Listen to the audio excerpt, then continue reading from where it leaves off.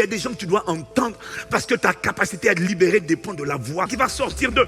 Et quand Satan sait que toi tu as connecté, il va empêcher de te connecter. Satan va l'attaquer, il va la discréditer. Pour que tu te déconnectes, il va utiliser une arme. La première arme qu'il va utiliser, c'est la médisance, la diffamation. Dans Luc chapitre 7, au verset 33 à 34, le Fils de l'homme est venu mangeant et buvant, et vous dites, c'est un mangeur et un buveur, un ami des publicains et des gens de mauvaise vie. Tu vois, ça, c'est la médisance. Lorsqu'on est en train de dire du mal de Jésus, la diffamation n'est pas toujours basée sur un mensonge. La diffamation peut être basée sur quelque chose qui est avéré. Parce que Jésus, effectivement, mangeait et buvait avec les gens de mauvaise vie. Il a dit, le Fils de l'homme est venu pour sauver ceux qui étaient perdus. Jésus était à l'aise avec ça. Mais la médisance, la diffamation, ça a pour objectif de prendre quelque chose qui est un constat, mais de le pervertir comme si cet homme-là, Jésus-là, c'est pas un homme de Dieu, c'est pas un prophète, il n'est pas saint, c'est un païen. Pourquoi il dit ça?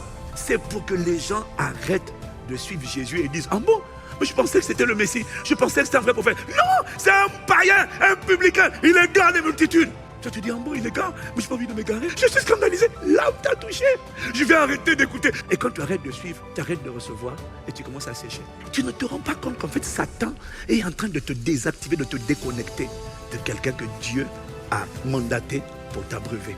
Tu peux rester dans la souffrance juste parce que tu n'as pas discerné la personne par laquelle Dieu t'a visité. C'est une arme de Satan, mais on ne se rend pas compte. Je prie que Dieu te préserve.